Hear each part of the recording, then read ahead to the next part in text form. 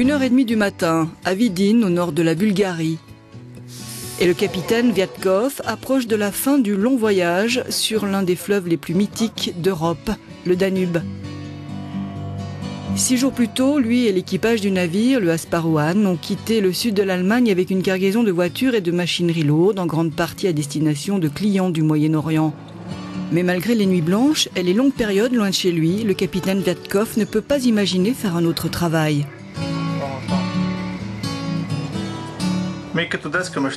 J'ai voulu faire ce métier depuis mon enfance. J'ai fait des études de génie de la navigation, j'ai choisi cette voie et j'aime ce bateau, c'est le meilleur de la Bulgarie.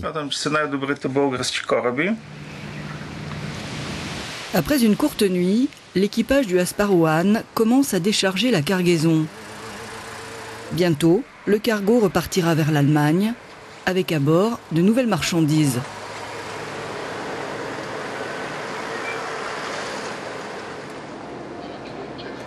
Comme le rail et la mer, les voies navigables intérieures offrent une réelle alternative écologique au transport routier du fret. Pourtant, les 37 000 km de rivières et de canaux navigables européens sont sous-employés. Et le capitaine Viatkov se sent parfois bien seul. Ici en Bulgarie, les péniches de fret longue distance sont encore rares sur le Danube. On estime que seulement 15% de la capacité du fleuve en transport de fret sont utilisés aujourd'hui. La compagnie qui exploite le Han-Ansparuh est l'une des rares à proposer des services réguliers si loin au sud du fleuve. Cette partie du cours d'eau a un vrai potentiel de développement. Avec un peu d'aide, nous pourrions l'utiliser comme levier pour développer des services locaux du fret afin d'utiliser de plus en plus le fleuve comme moyen de transport.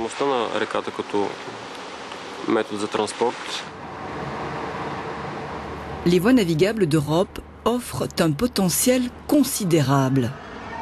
Selon les spécialistes, on pourrait doubler le volume du fret convoyé sur les canaux et les rivières de l'Union européenne. Le programme Marco Polo de l'Union européenne soutient ce processus dans le cadre de sa politique pour réduire le transport routier de marchandises. Un fonds a été débloqué pour permettre de mieux utiliser le fleuve.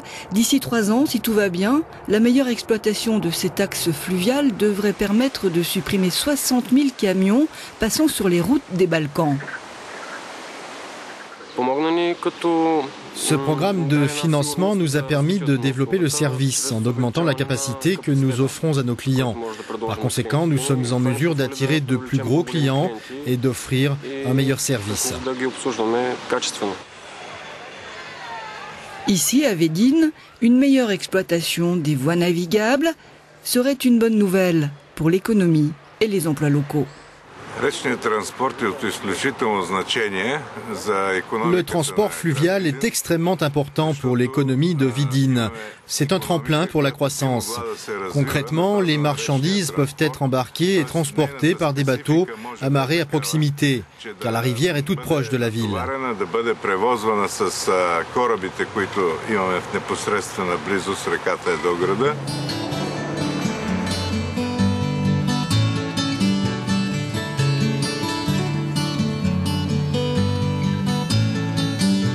L'enseignement a un rôle clé à jouer aussi dans le développement des voies navigables d'Europe.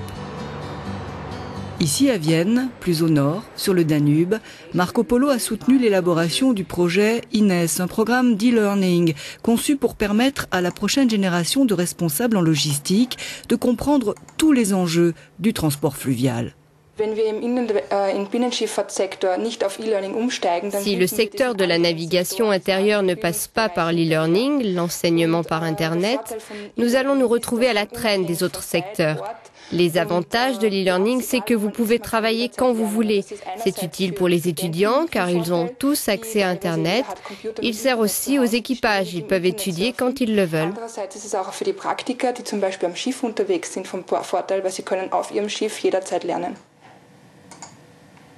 Le système a fait ses preuves. Aujourd'hui, il est même utilisé par les étudiants de l'Université des sciences appliquées.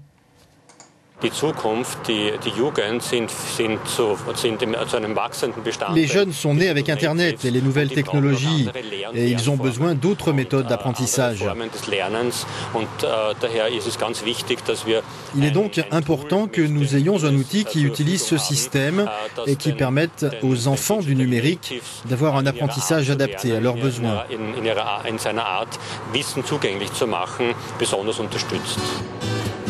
Développer les transports de marchandises par voie navigable en Europe implique aussi un certain nombre de défis techniques. Ici, à Magdebourg, dans l'est de l'Allemagne, les entreprises de transport doivent tenir compte de la baisse du niveau d'eau dans l'Elbe les mois d'été. Les très grosses barges, alors, ne peuvent pas passer. Cela signifie que par le passé, des clients potentiels des villes situées en amont de Magdebourg, en particulier Dresde en Allemagne et Děčín et Lovosice en République tchèque, préféraient convoyer les marchandises en Europe du Nord par la route. Mais grâce à Marco Polo, cette société a développé un service qui permet de transférer rapidement les marchandises de petits bateaux utilisés sur l'Elbe à de plus grands cargos qui, eux, vont continuer le voyage au-delà de Magdebourg via le Mittelland Canal. Le combiné rivière-canal offre de vrais avantages environnementaux par rapport à la route. Là où notre projet est écologique, c'est que nous utilisons des bateaux de navigation intérieure. Ils sont faibles en émissions. En faisant passer le fret de la route à l'eau, nous utilisons un mode de transport naturel, avec des réserves de grande capacité et à forte possibilité de croissance. Et les clients semblent prêts désormais à considérer à leur vraie mesure les avantages qu'un tel service peut leur offrir. Aller de Magdebourg en Allemagne à Valenciennes en France avec de gros bateaux ne pose pas de problème. Mais aller de Dresde en Allemagne aux environs de Magdebourg est plus problématique. Ces dernières années, on faisait surtout ce tronçon par la route. Mais quand on a pu passer au transport fluvial, cela a signifié une nette amélioration de la qualité. Un bateau comme celui-ci représente la cargaison de 20 camions.